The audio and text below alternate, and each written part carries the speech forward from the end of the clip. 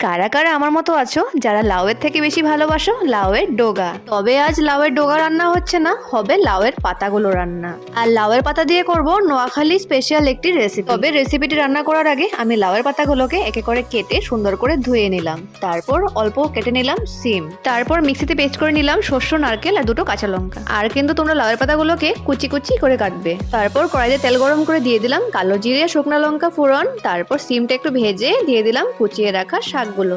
সিমটা ভালো করে ভাজা হয়ে যাওয়ার পর শাকটা দিয়ে দিলাম। শাকটা দিয়ে ভালো করে নেড়েচেড়ে একটু নুন দিয়ে দিয়েছিলাম। তারপর দিয়ে দিলাম বেটে রাখা নারকেল আর শস্যটা। এবার একটু সময় নেড়েচেড়ে দিয়ে দিলাম একটুখানি হলুদ গুঁড়ো। তারপর ভালো করে ভেজে নেবে। যখন শাক থেকে একটু একটু তেল বের হয়ে আসবে বুঝবে শাকটা হয়ে গেছে। এখন আমি সুন্দর একটি প্লেটে সার্ভ করে নেব। সময় পেলে এই রেসিপিটি একবার অবশ্যই বানিয়ে খেয়ে দেখো, তোমাদের খুব ভালো লাগবে। আমিও কিন্তু প্রথমবারই খেয়েছি, খুব ভালো হয়েছিল। তোমরা অবশ্যই একবার ট্রাই করো। আর তোমাদের যদি আমার ভিডিওগুলো ভালো লাগে তাহলে আমার চ্যানেলটিকে সাবস্ক্রাইব করে আমার পাশে থেকো। টাটা।